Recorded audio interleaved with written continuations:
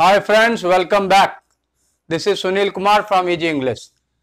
दोस्तों, ग्रामर के कई टॉपिक्स, पार्ट्स ऑफ स्पीच हम लोग जो पढ़ते उसमें एक बहुत इंपॉर्टेंट है और दरअसल शुरुआत अक्सर उसी से की जाती है, वो है नाउन।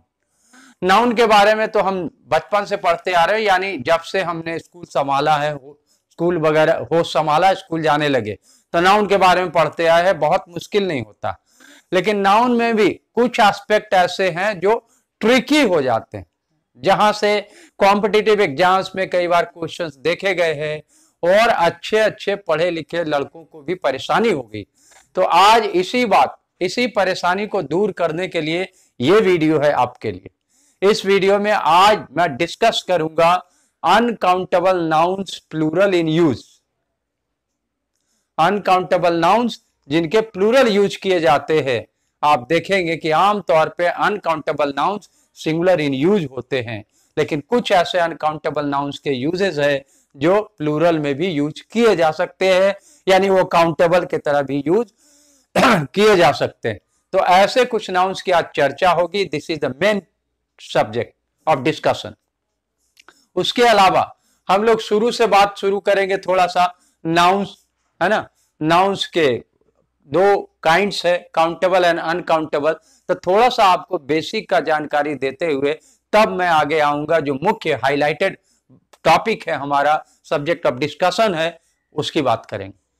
तो मुझे उम्मीद है कि ये डिस्कशन, ये वीडियो आपके लिए एक बहुत बड़ा टर्निंग पॉइंट साबित होने वाला है नाउन के यूज के बारे में। तो आइए शुरू करते हैं। Let's start. नाउन, नाउन्स हमने पढ़ा है दो तरह के होते हैं। नाउन्स मतलब नाम, बहुत मुश्किल नहीं है, कोई भी नाम आप ले लो, आदमी का, जानवर का, पेड़ पौधे का, है ना, भाव भावना का, कोई आइडिया का, कुछ भी, ये सारे नाम नाउन्स होते हैं। अब नाउन्स को प्रैक्टिकली दो कैटेगरी में बांटा गया है। पहला है काउंटेबल, काउंट से बना है, काउंट मतलब गिनती करना, एबल माने लायक, गिनने लायक, जिसको गिना जा सके। कई उदाहरण हो सकते हैं, आदमी, व्यक्ति गिन सकते हैं। व्यक्ति ग्रामर जब बोलता है तो मतलब यह नहीं कि केवल मैन होता है, व्यक्ति का मतलब हो गया वो एनिमल भी।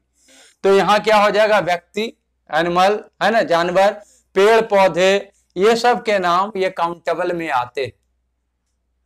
बहुत सारे अभी बनते हैं आर्टिकल, सामान जो बनते हैं वो भी काउंटेबल होते हैं, बनते हैं हालांकि अनकाउंटेबल से। जैसे उदाहरण के, है ना, कुछ वस्तुओं के नाम भी होते हैं, कुछ वस्तुएं। अब जैसे आपने यहां पर उदाहरण, डोनाल्ड ट्रंप एक आदमी गिना जा सकता है, डंकी एक है, ट्री, प्लांट, आर्मी सेनाओं का समूह है, बैच स्टूडेंट्स, बहुत सारे समूहवाचक, है ना, वो सारे होते हैं। अभी बेंच, है ना, चेयर, ये वस्तु में आ रहे हैं, ठीक है, ग्लास, इस तरह के भी नाउन ये सारे गिने जा सकते हैं। एक ग्लास, 4 ग्लासेस, है ना, 1 बेंच, 5 बेंचेज, 1 चेयर, 2 चेयर्स, इस तरह से ये यूज किए जाते हैं।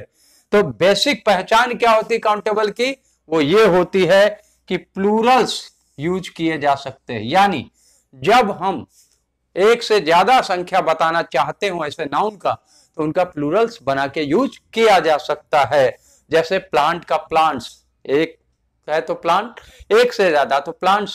फिर मैन का मैन, किंग का किंग, फिर आर्मी का आर्मी, बैच का बैचेज, बेंच का बेंचेज, बहुत सारे इस तरह से यूज किए जा सकते हैं। तो ये प्रमुख लक्षण है कि वो नाउन जिनका प्लूरल यूज किया जा सकता है वो काउंटेबल में आते हैं। ये पहली काम की बात हो। दूसरी काम की बात, एन। एन का मतलब होता है एक, गिनती में एक, यानी जरूरत पड़ने पर, क्योंकि काउंटेबल है तो एक भी हो सकते हैं और एक से ज्यादा भी हो सकते हैं। तो अगर इनकी संख्या एक बतानी हो तो वहां पर ए या एन का भी यूज किया जा सकता है। जैसे अ प्लांट एक, ए ट्री एक ट्री की बात, एन इंजीनियर एक इंजीनियर की बात।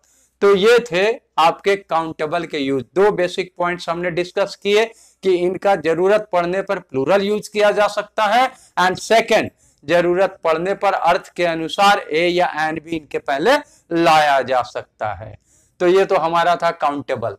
अब दूसरा हमारा क्लास है अनकाउंटेबल। अन का मतलब होता है दोस्तों नॉट, प्रेफिक्स है, शब्द के पहले लग के कुछ टुकड़े ऐसे होते हैं जो शब्द का मीनिंग नया बना देते, अलग बना देते हैं, तो ऐसे टुकड़े को प्रेफिक्स कहते हैं।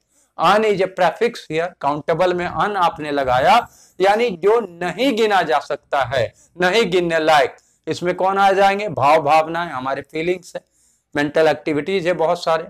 फिर है नाप तौल की वस्तुएं, ऐसी वस्तु जिसे नाप तौल के आप व्यवहार में लाते, यूज किए जाते हैं। उदाहरण क्या है?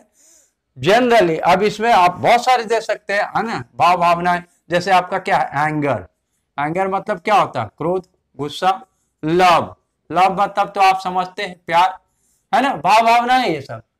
उसी तरह से नाप तौल की वस्तुएं आपका जैसे राइस, जैसे ब्रेड, है ना, ये सब। तो ये सारे आ जाएंगे आपके किस में? ये आ जाते हैं अनकाउंटेबल में। अब इनके यूज किस तरह से किए जाते हैं? फर्स्ट, आमतौर पे इनका प्लूरल्स नहीं यूज किया जाता। अधिकतर या ज्यादातर जो अनकाउंटेबल्स है उनके प्लूरल यूज नहीं होते। ये पहली काम की बात। दूसरी बात, चूंकि ये अनकाउंटेबल है तो इनके पहले ए एन का भी यूज नहीं किए जाते, कुछ केसेस छोड़ के, जिसकी चर्चा फिर कभी। अब जैसे एंगर, एंगर गुस्सा बताया था, तो ऐसा नहीं कि मेरा गुस्सा है तो एंगर है और मेरे 4 साथियों का गुस्सा है तो एंगर्स, गलत हो जाएगा। उसी तरह से शुगर, और ढेर सारे शुगर के लिए क्या कहेंगे? शुगर्स, गलत हो जाएगा। ऑयल, और बहुत सारे ऑयल हो, बहुत से ऑयल हो तो ऑयल्स, गलत हो जाएगा। तो इस तरह से हमने देखा कि अनकाउंटेबल के साथ दो बातों का पहले ध्यान रखना कि आमतौर पे इनका प्लूरल नहीं बनाना, अगर कहीं दिखता है तो वो गलत होता है। और दूसरी बात, इनके पहले आमतौर पे ए एन का भी यूज नहीं किया जाता। तीसरी जो सबसे जरूरी बातें हैं कि ऐसे नाउन्स के पहले कुछ ऐसे, है ना, क्वांटिफायर्स या एडजेक्टिव्स वगैरह इस्तेमाल किए जाते हैं, जैसे सम, एनी, नो, लिटिल, इस तरह के। A bit, a piece, a slice, सबका मतलब होता है टुकड़ा, थोड़ा। अब इसके कुछ उदाहरण मैंने दे रखे हैं। आई हैव सम शुगर, या ऑयल, या ब्रेड, सम के साथ यूज किया जा सकता है, इनके साथ सम। फिर दूसरा, सी हैज लिटिल पेशेंस, पेशेंस मतलब धैर्य, लिटिल मतलब जरा भी नहीं, आगे आप पढ़ेंगे एडजेक्टिव में। फिर है give me a slice of bread, bread क्या है? अनकाउंटेबल, है ना, ब्रेड क्या है? अनकाउंटेबल। कई लोगों को हैरानी होती है जब ब्रेड अनकाउंटेबल बोला जाता है, मनी अनकाउंटेबल बोला जाता है, but this is a tricky point, आपको समझना चाहिए। ब्रेड मतलब क्या है कि इंग्लिश भाषा किसी समाज से निकल के आती, संस्कृति से निकल के आती। तो इंग्लिश निकल के आए यूरोपियन सोसाइटी से। यूरोपियन सोसाइटी में ब्रेड को आज भी क्या करते हैं? वजन करके बेचा जाता, पौंड में। तो जिसे माप तौल के यूज किया जाए वो क्या होते हैं? अनकाउंटेबल होते हैं।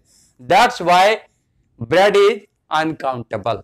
बट आप इसका जरूरत पड़ने पर यूज कर सकते हैं काउंटेबल की तरह भी। आपने देखा, a slice of bread, give me a slice of bread, bread का एक पतला टुकड़ा जो होता है। फिर उसी तरह से पिंच ऑफ सॉल्ट, सॉल्ट क्या है? नमक। तो नमक क्या? अनकाउंटेबल, वस्तु के नाम है, माप तौल के हम खरीदते हैं नमक, केजी, हाफ केजी, ऐसे करके। लेकिन उनके पहले आपने इसे काउंटेबल की तरह यूज किया, एक चुटकी, है ना, पिंच मतलब चुटकी, तो एक चुटकी, 2 चुटकी, ऐसे हो सकते। तो इस तरह से इनके यूज किए जा सकते। तो ये तो रहा आपके पास एक idea countable and uncountable. Well friends, अब हम लोग देखेंगे कि कुछ अनकाउंटेबल नाउन्स का काउंटेबल की तरह भी यूज किया जा सकता है, और तब बहुत ही मजेदार डिफरेंट सेंस आता है, मीनिंग आता है। अब जैसे कुछ एग्जांपल है आपके अनकाउंटेबल नाउन्स। वुड, वुड क्या है? लकड़ी है। अब लकड़ी को क्या करते हैं हम लोग? माप तौल के ना, मेजर करके, तो क्या हो गया? ये अनकाउंटेबल। सैंड, बालू या रेत जिसे कहते हैं। वाटर, सिल्वर, एक धातु है जैसे आयरन है, उसी तरह से। गुड, भला, किसी का भला होना, एब्स्ट्रैक्ट सेंस। अब वुड मतलब तो लकड़ी है, अनकाउंटेबल, लेकिन कहीं कहीं आपको वुड भी पढ़ने मिला होगा या आप जानते भी होंगे। तो क्या ढेर सारी लकड़ियां के लिए ऊर्ज बोलेंगे? नहीं, अब इसका मीनिंग भी चेंज हो जाएगा। ऊर्ज यूज होगा लेकिन इसका मतलब होगा छोटा जंगल जो आबादी के पास हो, है ना। दूर वीराने के जंगल को, बहुत बड़े जंगल को फॉरेस्ट कहते हैं, लेकिन आबादी के पास छोटे जंगल को ऊर्ज कहते हैं। सैंड, सैंड का सैंड, ये इसका मतलब होता है डेजर्ट, रेगिस्तान। वाटर्स, समुद्र, ओशन, सी। सिल्वर्स, धातु है, अनकाउंटेबल, लेकिन जब ऐसा लग जाएगा सिल्वर्स तो फिर वो चांदी का अर्थ नहीं होगा, इसका मतलब होगा चांदी के बर्तन, चांदी के सिक्के। गुड का गुड्स, गुड्स का मतलब होता है आपका सामान या वस्तु। आपने देखा होगा अक्सर ट्रक पे लिखा होता है गुड्स कैरियर, सामान ढोने वाला।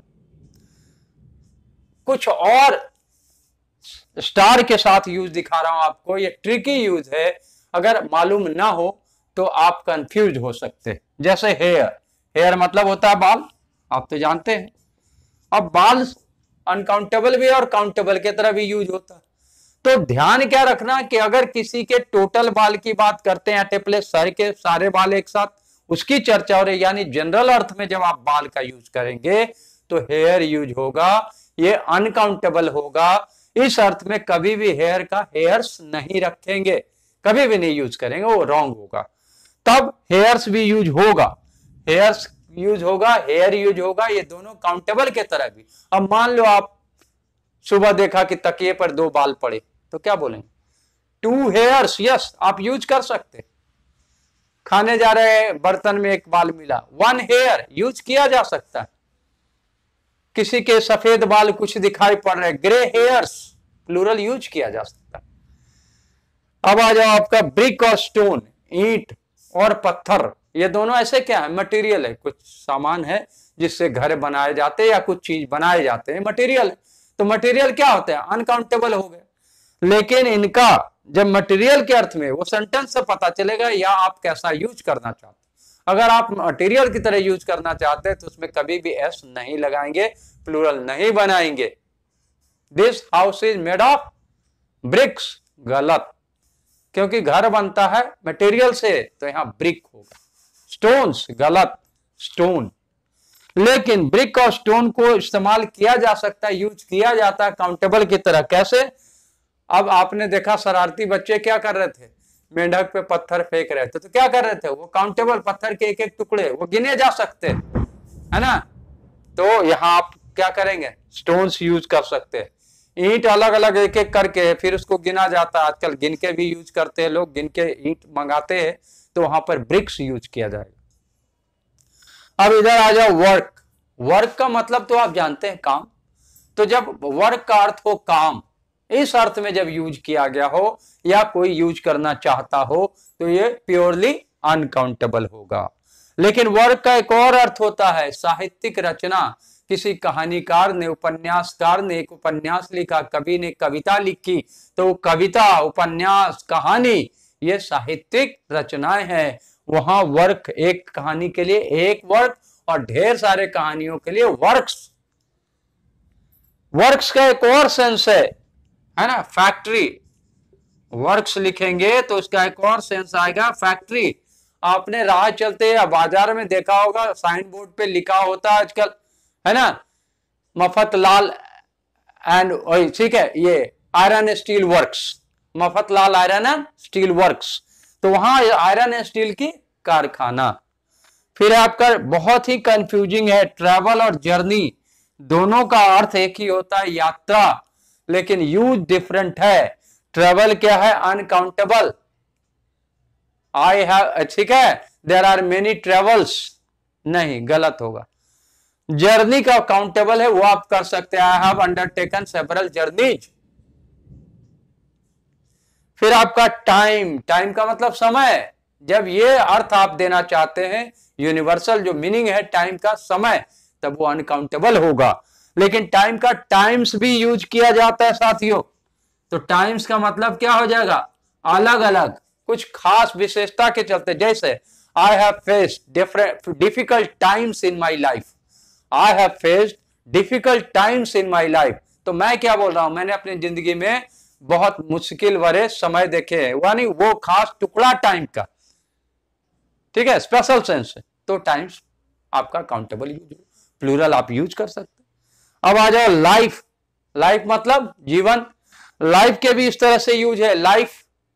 तो अगर आप जीवन जनरल सेंस देते तो वो अनकाउंटेबल हो जाएगा, है ना। जैसे मैंस लाइफ इज डिफिकल्ट, इंसान का जीवन डिफिकल्ट है। लेकिन लाइफ का लाइव्स भी यूज किया जाता है जब कई जीवन की बात हो, लाइव्स ऑफ ग्रेट पीपल, तो हम अलग अलग बोल रहे हैं ना सबका। और फिर लाइव मतलब व्यक्तियों, several lives were lost in recent accident, हाल में जो एक्सीडेंट हुआ उसमें कई व्यक्ति की जान गई, तो ये आपने देखा।